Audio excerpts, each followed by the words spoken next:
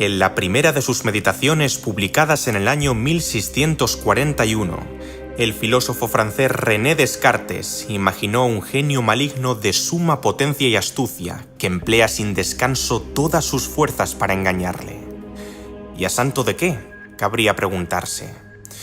Pues semejante demonio es retratado por el pensador como una entidad que orquestra en su conciencia una ilusión completa del mundo exterior. Las siguientes declaraciones reflejan hasta qué punto se tomó en serio este experimento mental. A partir de ahora, supondré que el aire, el agua, la tierra, las texturas, los colores, las formas, los sonidos y todas las cosas externas a mí no son más que meras quimeras que un dios malévolo ha ideado con objeto de atrapar mi juicio. Y por extensión, no me consideraré como si tuviera ojos, manos, sangre o sentidos, sino como si falsamente creyera ser de ellos su poseedor. Para abordar el problema del genio maligno, Descartes decidió que no basta simplemente con reconocer que sus creencias deben permanecer abiertas a la duda. En adición, se propuso engañarse a sí mismo fingiendo temporalmente que todas sus opiniones anteriores son totalmente falsas e imaginarias hasta contrarrestar la influencia distorsionadora del hábito y, a la postre, llevar a su razón hacia percepciones más certeras de la realidad. ¿Y cuál fue la primera conclusión a la que llegó? A sus palabras me remito de nuevo. Si existe semejante engañador supremo que me embauca de manera deliberada y constante, entonces yo mismo debo existir indudablemente, puesto que tal demonio nunca logrará que yo no sea nada mientras yo piense que soy algo. De ahí uno de los aforismos más célebres de la filosofía: pienso, luego existo. A raíz de dichas reflexiones, cabría plantear una disyuntiva de sumo interés para continuar con el debate que ya inicié en el vídeo titulado ¿Qué es la realidad?, un ensayo donde trato conceptos como arjé, aletheia, idealismo, materialismo, sustancia y accidente. ¿Hasta qué punto podemos dar por sentado que todo lo que vemos, oímos, notamos y tocamos es real? ¿Es mínimamente plausible que todo lo que experimentamos como seres humanos sea una proyección creada por una entidad superior? ¿Y si el mundo que percibimos no fuera más que una compleja ficción? Bien, lo cierto es que existe una larga historia filosófica y científica que aborda el supuesto en cuestión, desde el sueño de la mariposa de Zhuangzi y Dest, un trance en el que el maestro se cuestiona si es él quien sueña ser una mariposa o si es una mariposa la que sueña ser él, hasta la narrativa del velo de Maya en la tradición budista mahayana, y Dest, un concepto que describe cómo nuestra percepción limitada y engañosa de la realidad nos impide ver su verdadera naturaleza, pasando por el escepticismo pragmático de Anaxarco en la antigua Grecia, un hombre que comparó los objetos externos con una pintura escénica similar a las impresiones experimentadas en el teatro, el sueño o la locura. Posterior a las meditaciones cartesianas, el filósofo alemán Friedrich Nietzsche criticó a los pensadores clásicos en su obra Más allá del bien y del mal por buscar el mundo verdadero por encima del aparente. No es más que un prejuicio moral que la verdad tenga más valor que la apariencia. De hecho, es la suposición peor demostrada, escribió el autor. Con todo, ¿cómo ha calado esta diversidad de posturas en el discurso contemporáneo? Sin duda alguna, el año 1999 vio nacer a una de las obras que marcó un antes y un después tanto en la historia del cine como en la propagación del ideario escéptico-ontológico, Matrix. Bajo un halo de ciencia ficción, la trama esboza una realidad virtual de nombre homónimo creada por máquinas inteligentes en la que los seres humanos están atrapados. Por descontado, la mayoría de las personas desconocen que el mundo que habitan es una simulación y por consiguiente viven sus vidas de espaldas a su condición de esclavos. La historia toma por protagonista a Neo, un informático contactado por un grupo de rebeldes que han conseguido escapar de la matriz y buscan liberar a la humanidad de sus cadenas. Asimismo, la película aborda el famoso dilema de la pastilla roja y la pastilla azul, la decisión entre aceptar una verdad intrincada y dolorosa, o en su defecto, permanecer en la comodidad de la ignorancia. Dicho esto, ¿estás preparado para abrir tu mente a una de las disertaciones más bizarras del canal? Damas y caballeros, mi cometido durante el presente documental será tratar uno de los escenarios más intrigantes y estrafalarios de la filosofía actual, la hipótesis de simulación. Sin más preámbulos, demos comienzo al espectáculo. A grandes rasgos, el simulismo propone que la realidad es una simulación de la cual los agentes creados por el simulante no son conscientes. En otras palabras, plantea la posibilidad de que nuestra existencia y el mundo que nos rodea sean el resultado de un programa informático increíblemente complejo creado y controlado por una entidad más avanzada. Antes bien, la versión más actualizada de la hipótesis de simulación surgió en el año 2003 con la publicación de un artículo del filósofo sueco Nick Bostrom, cuya premisa principal queda recogida en el siguiente fragmento.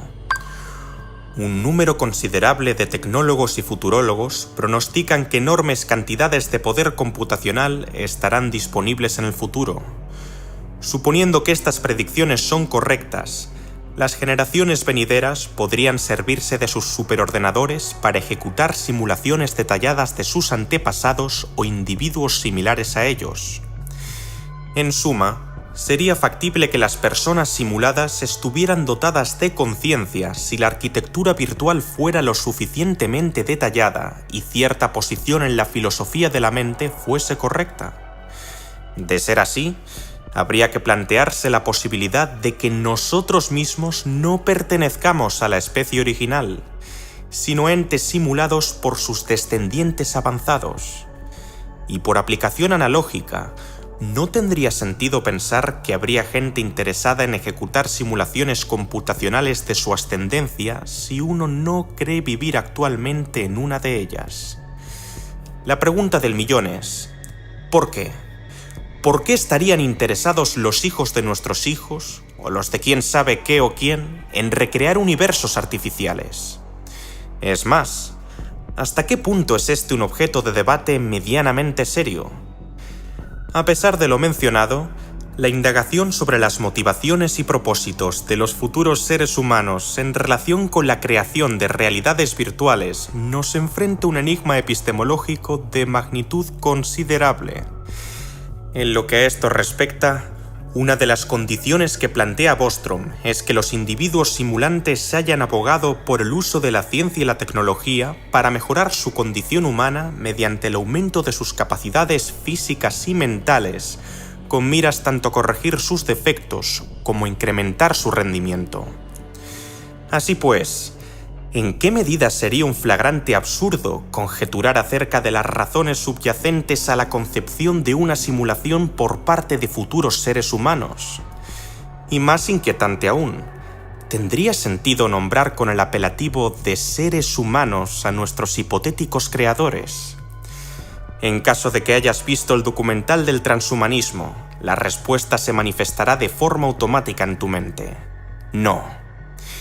Y es que gran parte de los pensadores transhumanistas postula que el Homo sapiens está obsoleto en su estado natural y por ende debe integrarse de forma total y permanente con la máquina hasta constituir una nueva especie denominada posthumano. Para ilustrar mejor este punto, supón por un momento que un mono tratara de comprender la complejidad literaria de Hamlet, la célebre obra de William Shakespeare.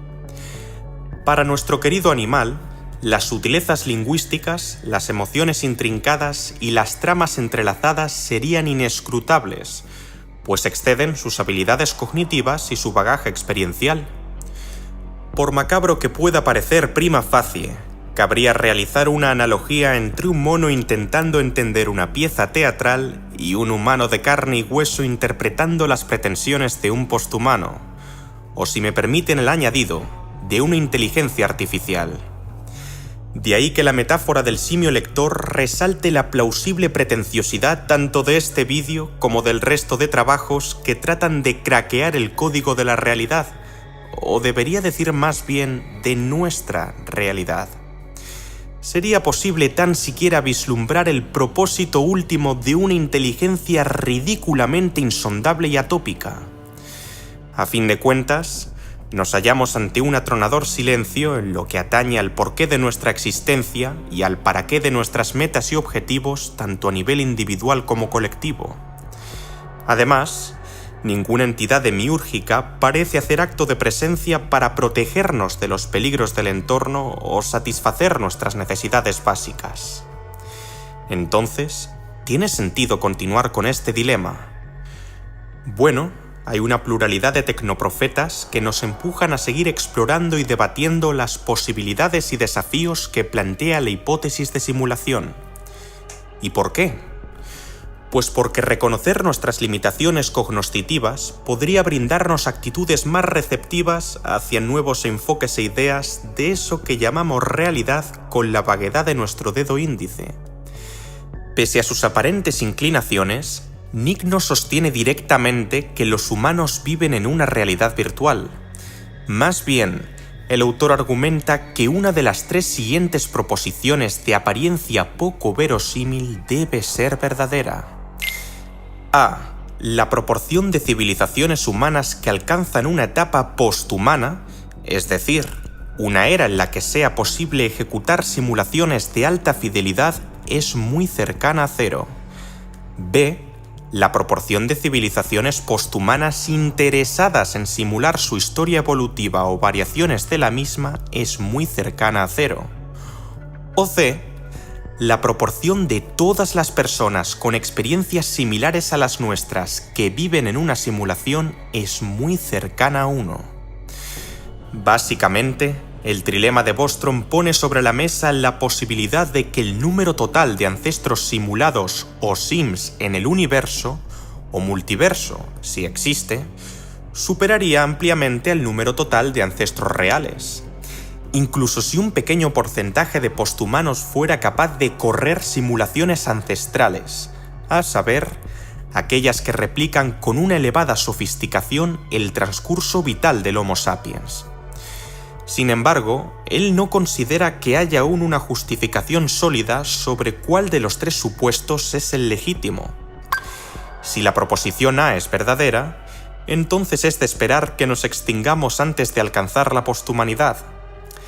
Si B es verdadera, entonces debe haber una fuerte convergencia en los cursos de las sociedades avanzadas, de suerte que casi ninguna de ellas contenga individuos que deseen llevar a cabo proyectos simulatorios teniendo la libertad de hacerlo.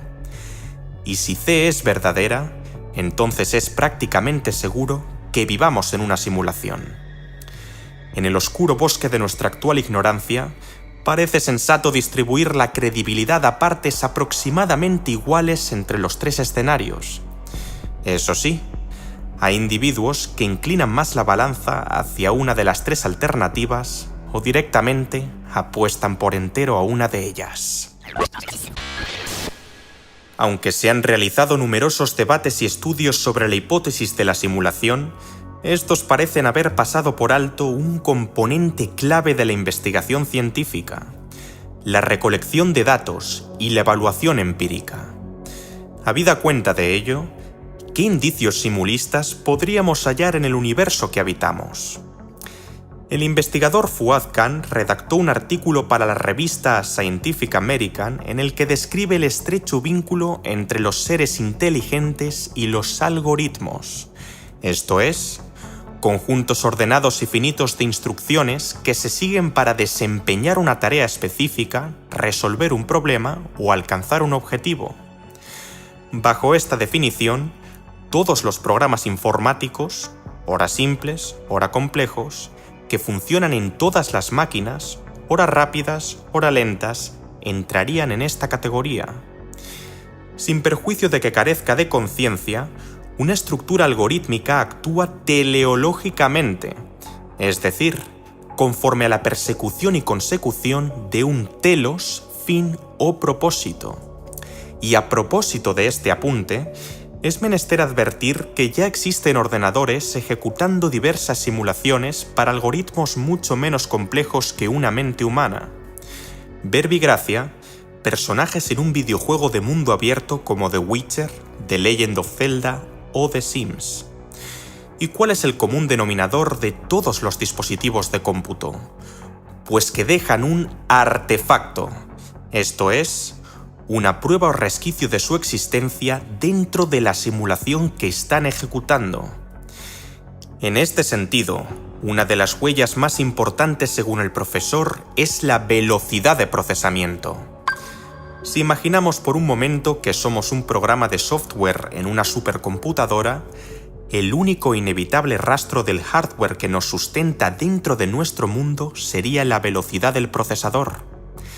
El resto de leyes que experimentaríamos serían las inherentes a la realidad virtual de la cual supuestamente formemos parte.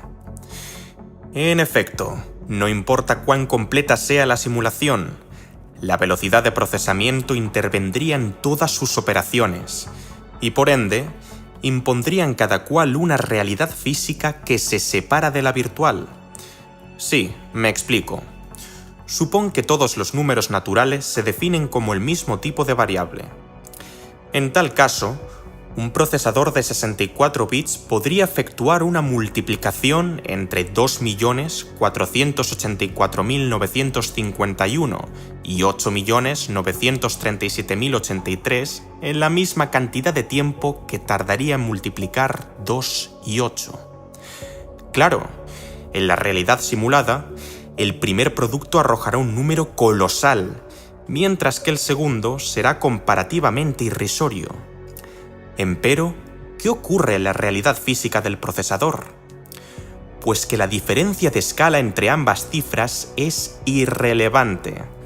Ambas multiplicaciones constituirían una sola operación que tardaría exactamente lo mismo. Prosigo con la lectura. Dentro del mundo abstracto de las matemáticas programadas, la velocidad de procesamiento de operaciones por segundo se observará y sentirá como un rastro de la maquinaria computacional subyacente. Dicho artefacto aparecerá como un componente adicional de cualquier operación que no se vea afectada por la efectuada en la realidad simulada.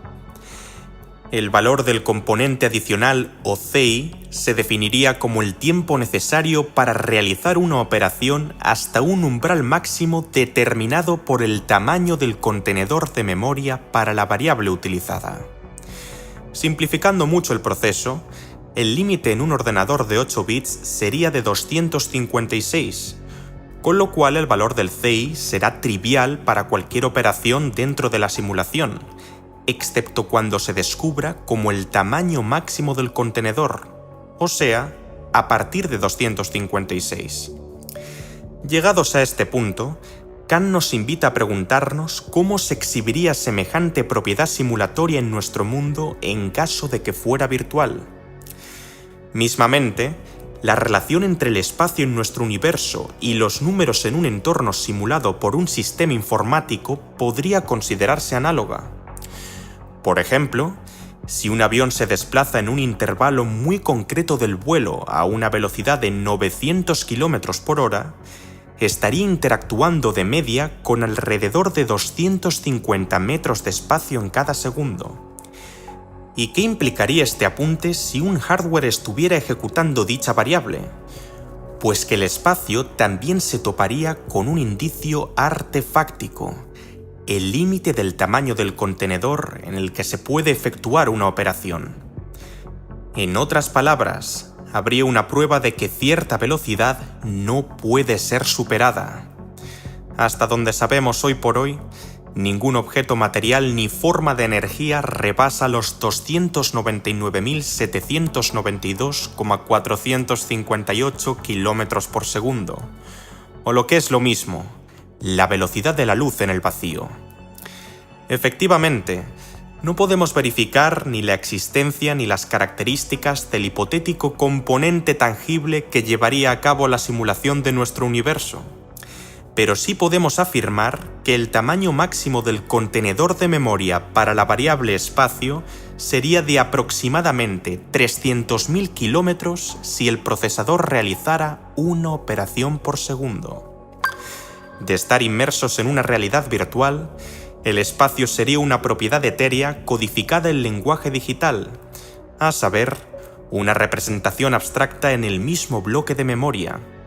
Arriba, abajo, delante, detrás, cerca, lejos, aquí, allí, nanómetros, millas.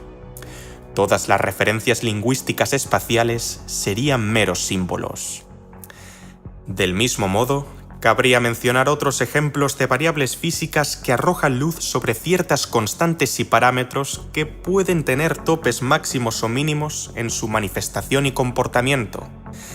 Desde el límite de Planck y D'Est, la escala de longitud más pequeña en la que las leyes conocidas de la física aún podrían ser aplicables, hasta la densidad crítica del universo, y D'Est, la densidad promedio de materia y energía necesaria en el universo para que su expansión se detenga en un tiempo infinito.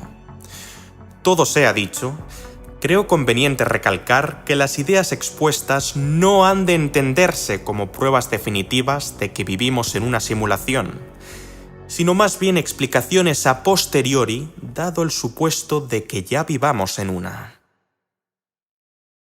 Con todo, el indicio más relevante podría apuntar hacia uno de los sellos de identidad de la condición humana, la conciencia. Y es que un extenso repertorio de filósofos se ha cuestionado desde tiempos remotos acerca de su funcionamiento, necesidad y finalidad en nuestra especie. A bote pronto, podríamos enumerar unas cuantas de sus funcionalidades: la toma deliberada de decisiones, la evaluación de eventos pasados, la predicción del comportamiento de personas y fenómenos, la elaboración de soluciones creativas ante problemas de diversa índole, etc. No obstante, algunos científicos argumentan que la conciencia humana no es estrictamente necesaria para la realización de estas tareas, y por consiguiente, podrían ser desempeñadas por sistemas no conscientes o seres vivos con estadios inferiores de conciencia. Además, su desarrollo evolutivo sigue siendo un área activa de investigación y debate en la comunidad científica. En vista de estas consideraciones, Fuad sugiere que el propósito de la conciencia sería más fácil de extrapolar una vez admitido nuestro papel como entes simulados o sims. Sin más dilación, retomemos el caso de los videojuegos. ¿Cuál es la principal razón de ser de los programas involucrados en ellos? Los algoritmos que representan tanto a los personajes como al entorno en ciertos juegos de rol están entrelazados en múltiples facetas. Incluso dando por hecho que ambos son independientes, cada carácter no requiere un enfoque directo de su perspectiva para interactuar con el medio digital, porque las estructuras algorítmicas tienen en cuenta tanto algunos factores ambientales como ciertos parámetros del estado del personaje para proyectar y determinar sus respectivas conductas.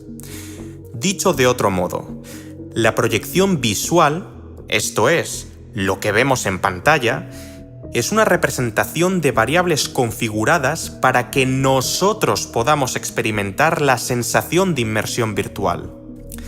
De hecho, procedería un experimento mental similar con las películas.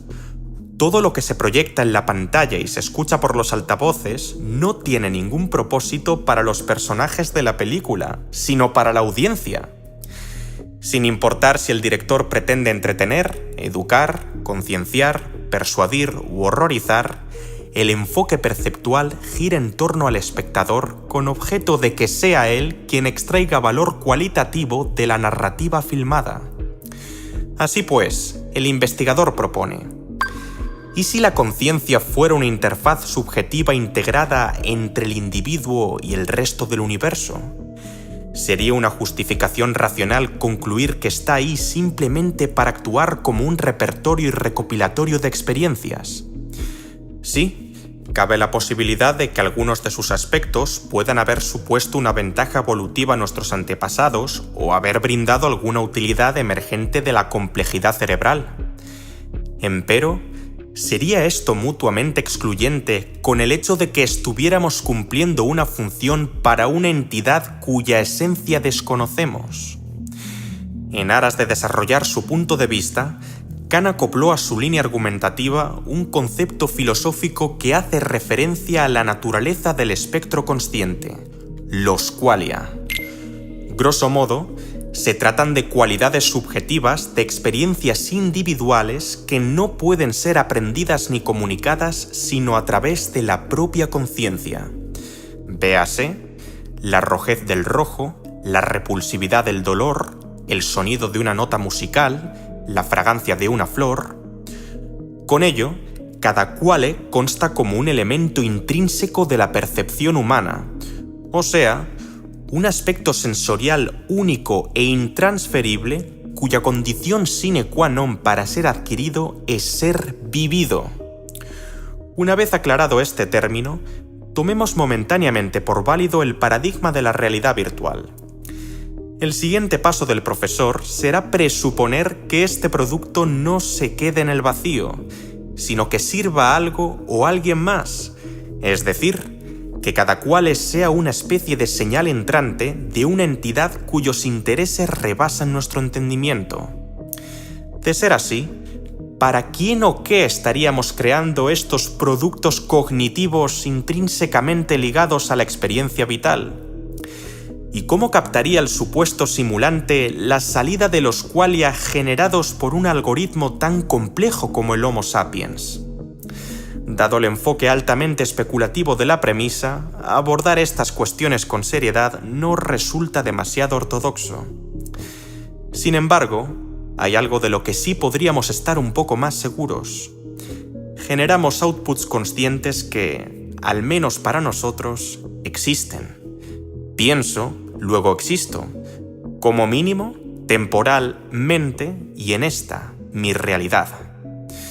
Ahora bien, una crítica que se le podría plantear a este razonamiento es que, a diferencia de los seres humanos, un carácter de un título RPG no es un generador de qualia, más que nada porque carece de conciencia.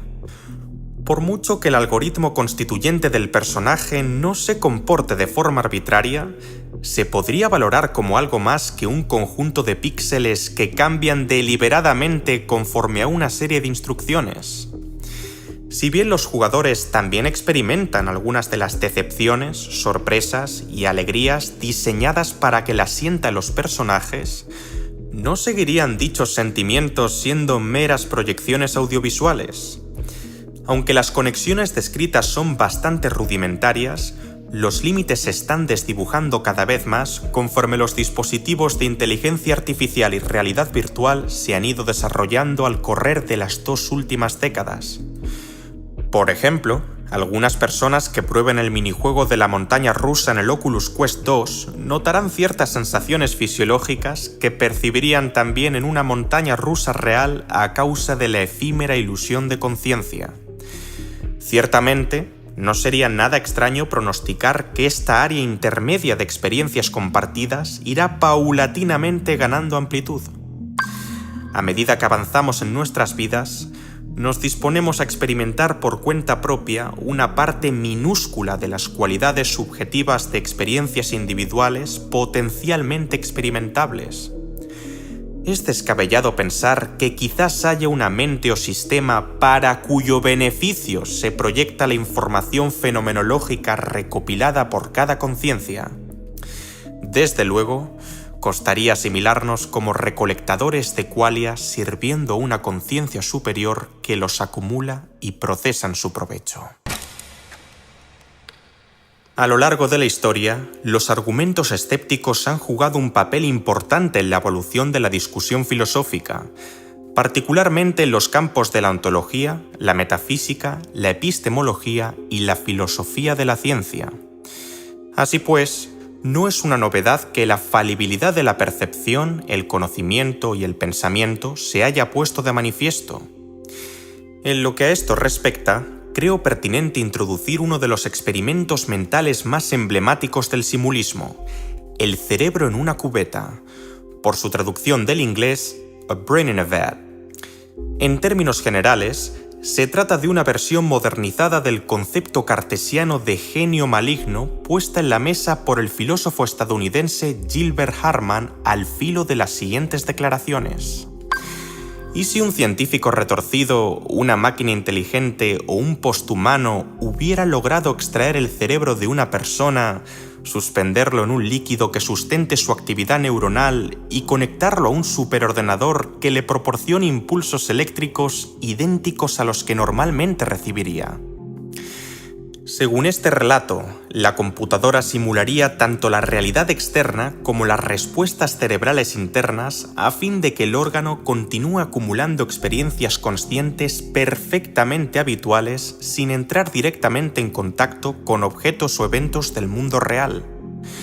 Nótese que esta propuesta está estrechamente vinculada con el solipsismo, una teoría filosófica de carácter escéptico que sostiene que solamente la propia mente o el yo pueden ser conocidos con certeza, y por aplicación directa, que todo lo que reside fuera de la esfera mental es inaccesible, o en su versión más radical, inexistente.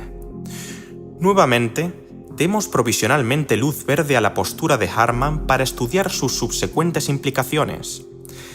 ¿Y si tocar un alimento, respirar aire fresco, escuchar una canción o hablar con tu pareja no fueran más que experiencias simuladas cuyas emociones, sensaciones e impresiones son provocadas por impulsos eléctricos cuidadosamente diseñados?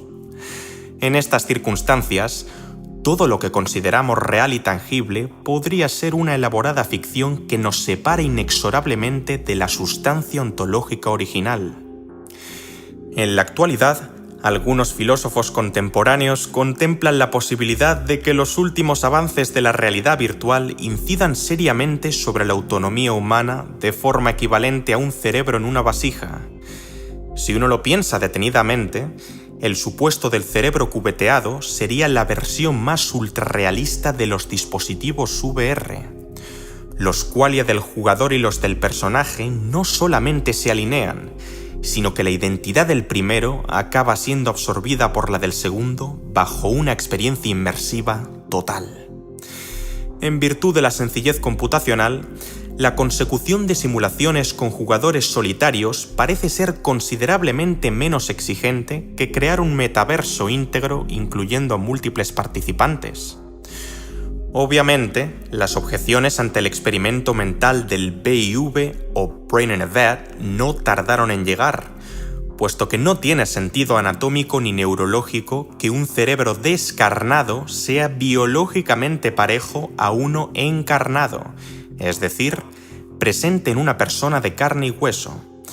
Más que nada, porque el órgano carecería de las conexiones corporales necesarias para replicar fielmente todos sus procesos internos.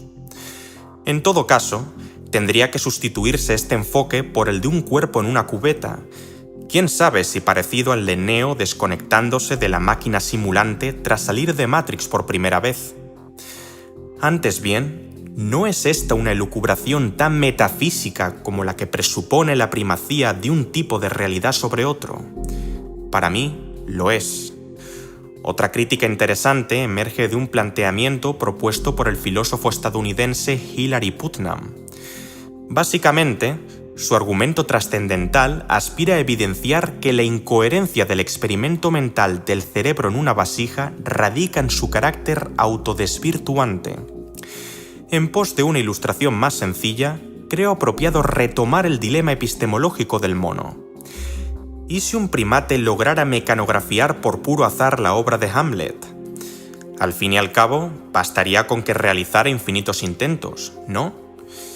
Empero, ni siquiera esta rarísima hazaña implicaría que el animal se estuviera refiriendo a la pieza teatral per se, ya que, como hemos aclarado con anterioridad, ni la conoce ni puede conocerla, y en consecuencia no puede remitirse a ella. Bien, pues en esto se basa justamente la teoría referencial de Putnam. La referencia del BIV no puede ser asumida a priori, porque las palabras no guardan una vinculación intrínseca e inmediata con aquello que representan. Posteriormente, dicha teoría sería conocida como externalismo semántico. A continuación, el filósofo americano presentó otro de sus clásicos ejemplos, el supuesto de la Tierra gemela. A grandes rasgos, él contempla cómo dos individuos idénticos, uno en la Tierra y otro en una Tierra gemela, podrían compartir pensamientos y estados mentales coetáneos, mas apuntar hacia entidades distintas. Verbigracia, una persona normal que piensa en un gato, tendrá como referente pensativo a los felinos terrestres. Ahora bien, ¿qué ocurriría con su respectivo gemelo extraterrestre? Pese a que ambos compartan cogniciones, dicho sujeto ya no estaría aludiendo a los mismos gatos, sino a los de la Tierra gemela. A luz de lo mencionado, Hillary concluye que un cerebro en una cubeta puro, o sea, aquel que jamás ha existido fuera de la simulación, no podría proclamar verazmente estar contenido en ella. Nada más mencionar las palabras cerebro y cubeta, solo será posible trazar una correspondencia lingüística con los objetos intrínsecos a la realidad virtual del emisor. Siguiendo la misma línea, se podría contraargumentar que, aun aceptando el externalismo semántico, un cerebro terrestre que fuera secuestrado, depositado en una vasija y arrojado a una simulación todavía podría referirse a cerebros y cubetas reales, y por lo tanto, afirmar acertadamente estar cubeteado. A estas alturas, propongo resumir algunas de las respuestas más elocuentes ante la hipótesis de simulación. Válgame la insistencia, la tercera proposición de Nick Bostrom dice que, abro comillas, si la proporción de individuos con experiencias similares a las nuestras que viven en una realidad simulada se aproxima a la unidad, es prácticamente seguro que nosotros estemos en una.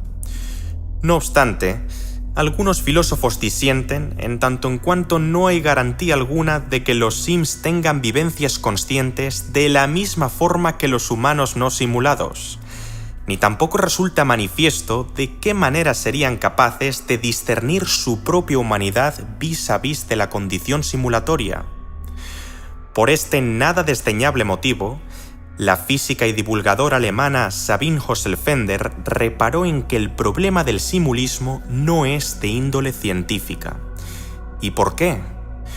Como ya expliqué en el documental del método científico, uno de los criterios fundamentales de la ciencia es que sus tesis sean falsables, esto es, que puedan ser probadas en contrario mediante la recopilación de evidencia empírica, sin querer con ello reducir la problemática de la demarcación al falsacionismo.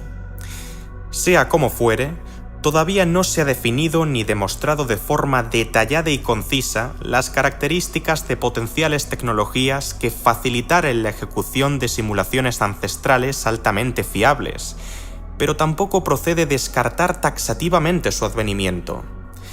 Dado que la hipótesis de simulación no se puede falsar, Sabine la descalifica como un objeto de investigación serio, al menos bajo la mirada de la ciencia contemporánea. Por su parte, el físico Frank Wilczek señaló que la excesiva complejidad desperdiciada en nuestro universo es una indicación de lo poco factible que resulta la alternativa simulatoria. ¿Por qué un diseñador de realidades dotado de consciencia y/o inteligencia malversaría tantos recursos en la construcción de un mundo innecesariamente complejo?, comenta el autor. Asimismo, el físico Marcelo Gleiser refuta la noción de que los posthumanos tengan motivos de peso para crear realidades simuladas. Una civilización tan avanzada habría acumulado conocimientos suficientes sobre su pasado como para mostrar interés en recrearlo. Si bien podrían contar con museos de realidad virtual donde experimentar las vicisitudes y adversidades de sus ancestros, ¿no supondría un derroche colosal diseñar un universo a gran escala? Eso sí, Gleiser también subraya que, en caso de estar equivocado, no habría razones plausibles para detenerse en un nivel de simulación, de suerte que una generación de Sims también podría simular a sus respectivos antepasados, dejando la puerta abierta a que estos últimos repitan el proceso hasta derivar en una regresión infinita comparable al problema de la primera causa, la simulación de la simulación de la simulación y así sucesivamente. En adición, el especialista en computación cuántica Dave Bacon expuso: en gran medida, la noción de cómputo podría ser la enfermedad de nuestra era, tanto por cuanto advertimos por doquier ejemplos de procesos computacionales, y en consecuencia, extrapolamos nociones de la teoría de la información a nuestras leyes físicas. De hecho, al reflexionar acerca del cómputo como un fenómeno que emerge de componentes defectuosos, parece improbable que la abstracción de ordenadores con un funcionamiento impecable exista como algo más que un ideal platónico. Otra crítica a este enfoque es que no se halla evidencia del tipo de digitalización que caracteriza a las computadoras, ni tampoco se encuentran predicciones formuladas por aquellos que respaldan dicha perspectiva que hayan sido corroboradas experimentalmente. A mi parecer, esta última crítica es quizá la más sensata. Hoy por hoy, el simulismo roza más la metafísica especulativa que el quehacer científico. Por descontado, esto no quiere decir que uno deba dar por sentado que la realidad es simplemente, abro comillas, lo que está ahí fuera, como si tal afirmación no estuviera igualmente desprovista de reflexión y sentido crítico. De todos modos, sería interesante seguir abordando la temática de la realidad virtual y aumentada en un documental aparte, el cual realizaré gustosamente en caso de que este vídeo alcance la cifra de 6.000 me gusta y una buena parte de la audiencia así lo exprese en la caja de comentarios. Por el momento, quizás solo quede mirar hacia adelante y continuar la partida hasta el final. ¿Quién sabe si es la única que jugarás?